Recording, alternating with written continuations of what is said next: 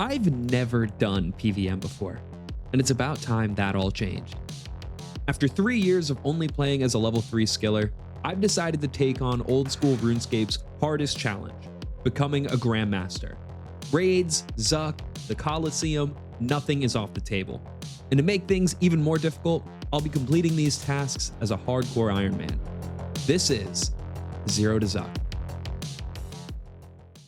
Ladies and gentlemen, welcome back to Zero to Zuck. Our current goal is pretty simple. We need to make some major combat gear upgrades. And with last episode's skilling grinds out of the way, we're in great shape to get started. There are 6 main upgrades we're looking to obtain: an Amulet of Glory, D-Simi, a Nezi Helm, Dragon Defender, Barrows Gloves, and a Fighter Torso. But to do so, we have a massive questing and combat training grind ahead of us, so we may as well get started.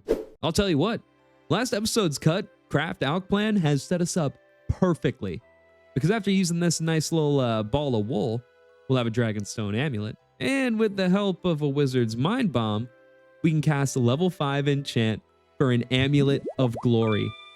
Just look at these bonuses, plus 10 all around, which is perfect for a best in slot amulet for the foreseeable future. So far, I've only leveled up combat through questing, but that's finally going to change. We need a starting weapon, and our choice is the Rune Simi.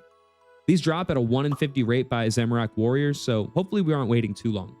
Yeah, of course I miss it. I'm sitting here falling asleep in my chair. It took 34 kills, so not too bad at all. Now we just need some makeshift armor. Hello, Oziak. Thank you for the rune plate body, sir. Even if it's 86k, goddamn cheap bastard. And thank you to the Champions Guild for the rune plate legs. Dude, where can I get a shield? I swear, I've just been sitting here looking things up and I can't find anything. So we're just going to bite the bullet and I'm going to make a myth kite shield by my damn self. And you know, I may as well do this for now since I have the materials. Dragonstone bracelet created. And after boozing it up a little bit, there is a nice combat bracelet to match with our glory. Just take a look at this absolute monster. The Rune Addy myth combination. I tell you what, you can't tell what this guy's thinking. Yes, I can. He wants you to go like the video right now. Just like it. Subscribe too, don't forget. If you thought that I would go anywhere but crabs, I'm sorry, but you're thinking way too highly of me. We just hit 60 attack, and it's time to get our DSIM. Yo, to be honest, I'm kind of terrified just being back here. Nothing to see here. Nothing to see here. Just a monkey here for a stroll. And hello, fellow monkey. I would like 1 dragon scimitar, please. God, it looks amazing. Easily one of the most iconic weapons, in my opinion, and our best in slot for literally who knows how long. Now, whoever said Ammonite crabs are AFK is a goddamn liar. This is war. I'm out here on the beaches of goddamn Normandy. You think you can look away from your screen for a second? You think you can go reset the aggro? Wrong. You better be ready to fight for your goddamn spot because people pop up every 5 seconds. And also you try to tell them, hey, I was just here. They do not care. But you know, I guess that's what happens when you spend days at a time killing these guys. But I swear, it's all been worth it because not only are we hitting level 70 defense, we have base 70 melee stats, so now no one is messing with us. The good thing is that with 70 attack and strength, we can finally access the Warriors Guild. And I know I would most likely be fine fighting the reanimated myth armor, but I don't want to have to worry about getting lit up too much, so we're just going to use the black armor instead. And the food shop here is genuinely so underrated. We can buy potatoes with cheese, which heals 16 HP for just 9 GP each. Went ahead and stockpiled 350 full Britishes and a good amount of attack and strength potions, so we're all set to get started. I've only done the Dragon Defender grind maybe twice in my life, with one of those times being back when I was maybe 11 years old. So I'm not really sure how quick it's going to be, so I figure I'll grab like 1,000 tokens and go from there. All right, Bronze Defender, 5 minutes in. 15 minutes later for an Iron Defender. Okay, I'm going to be honest. This one made me realize why this grind can be annoying. Over a half hour later for the Steel Defender. Look at that. The game takes, but then it gives Black Defender just a few minutes later. Oh, very nice. Mythril Defender. We can actually equip this one to replace our Myth Kite Shield. But the only problem is I have 60 tokens left. Yeah, I can't even get back in, so I have to go back to collecting tokens. 500 more tokens and 3 defenders to go, so hoping for the best. Hey, that's not too bad. Upgrading to the Addy Defender with honestly a good amount of tokens left over. There's no way. I swear to God, that was essentially back-to-back kills. I wish I was recording, but I swear, like, look, it was over a minute later for the Rune Defender. Let's go. Come on, man. It's too easy. Dragon Defender has been obtained and is our new best in slot shield option. And if you ask me, this is our first real significant upgrade on this account. I mean, just look at these bonuses, almost 25 across the board. And not to mention, it just looks so sick. The next big grind we're committing to is our quest for Barrows gloves. From the absurd amount of questing that we've done in the last 2 episodes, we're already up to 158 quest points.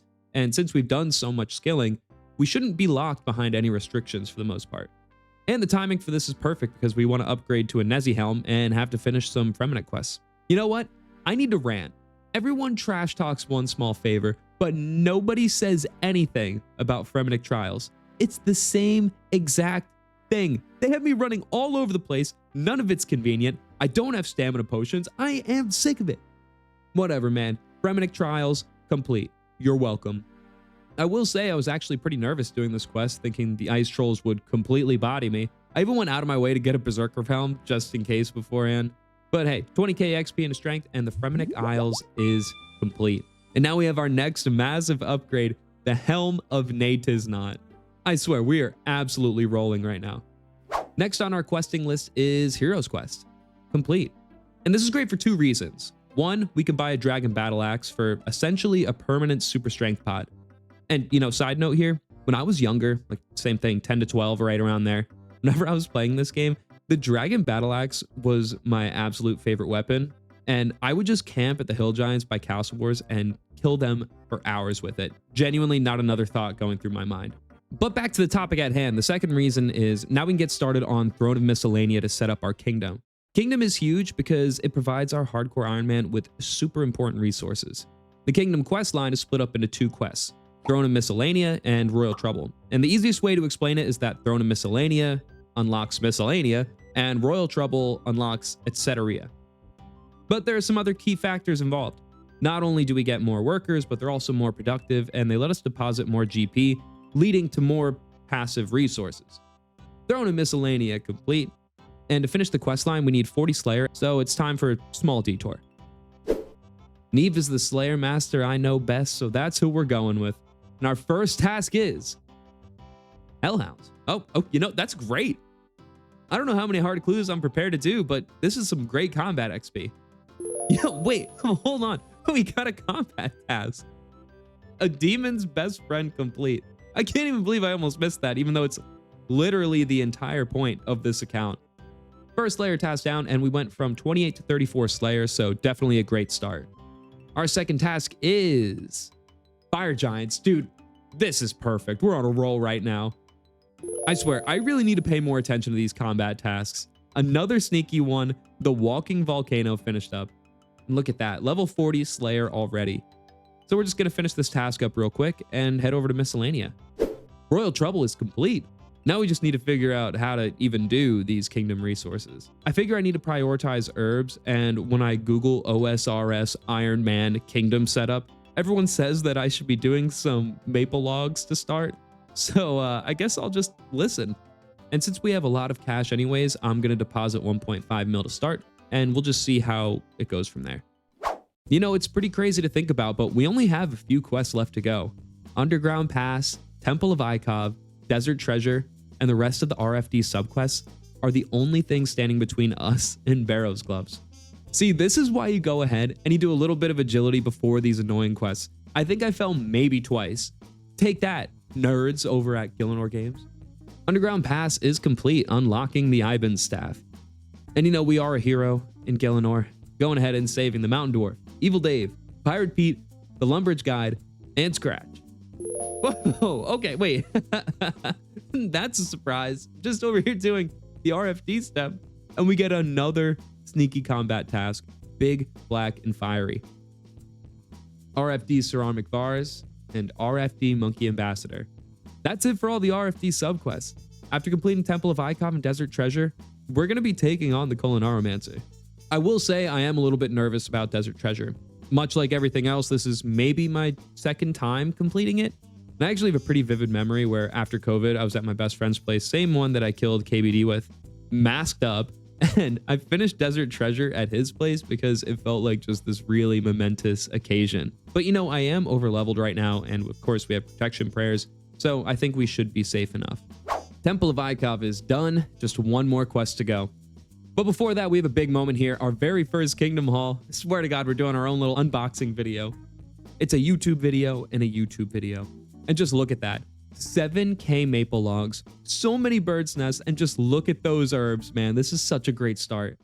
The first Desert Treasure boss is Fareed. Fareed can disarm you and can only be damaged by water spells, so we're just going to keep our distance with Snare and spam Water Blast.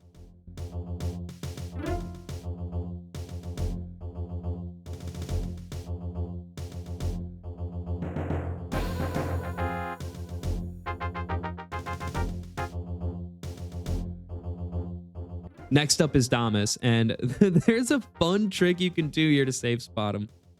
Use Curse on a bat and get their aggro. He gets stuck behind it. Come on, man. These are grandmaster plays. Who are you messing with?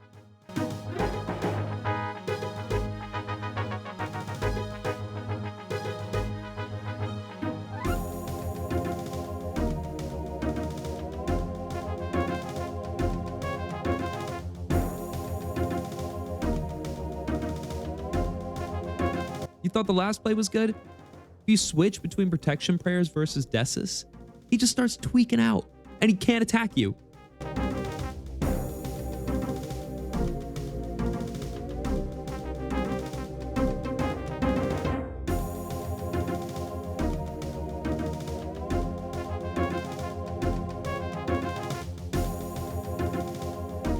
I'm going to be honest, I have no tips for Camille. I'm literally struggling just to stay alive right now. Please just bear with me.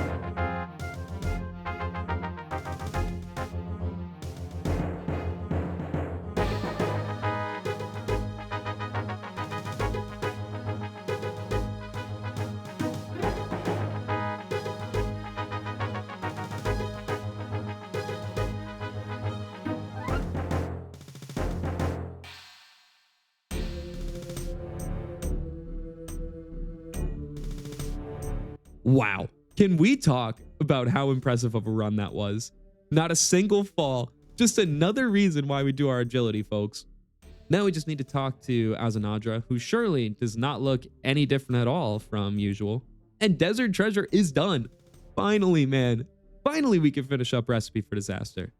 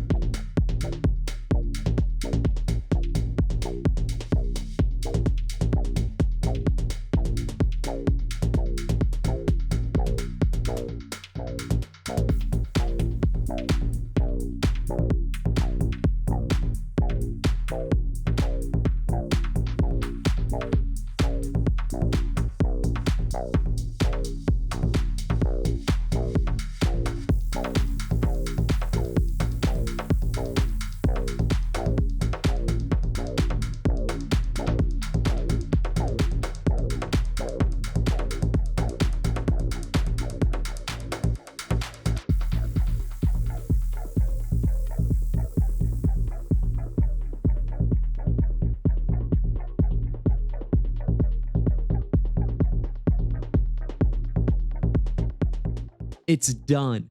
It's done. This boss is trash, and Recipe for Disaster is complete. And this antique lamp is going straight into not herb lore, apparently. Okay, rune crafting then, I guess, but I probably should have put some time into herb lore to prepare for this. Now for the main event.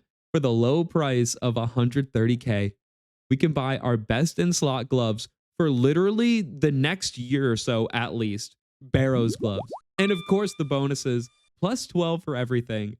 This setup is absolutely amazing. But we're not calling it quits here. The rune plate body is nice, but it just doesn't tickle that spot and give us the strength bonus we need. So we're hitting Barbasol and we're not leaving until we get a fighter torso. I know for a fact this is my first time doing this minigame since I was 10 years old. And side note, I have no clue how I learned to play at that age because I'm so clueless about this now. Apparently Rune HQ was just such a great resource because I have no idea how I would have figured it out. As you can see, I've already finished up the attacker, collector, and healer roles, so we're just finishing up the defender now. And you know, I just want to say something real quick. This is actually a really fun minigame. I was super nervous going into it and finding teammates because, you know, despite my lovable nature talking in these videos, I do get just super shy online because I don't know you people. Simple as that. But overall, BA was so much fun. It felt like we were all just learning on the spot, trying to figure it out. It's a super interactive minigame, and it just felt different from how monotonous things can get when you're just running through questing and training and skilling. So hey, if you're looking to get a fighter torso, don't go boosting and wasting your GP. Just hit me up. I'm kidding. Do not hit me up for this. Go to the bottom floor, find a team.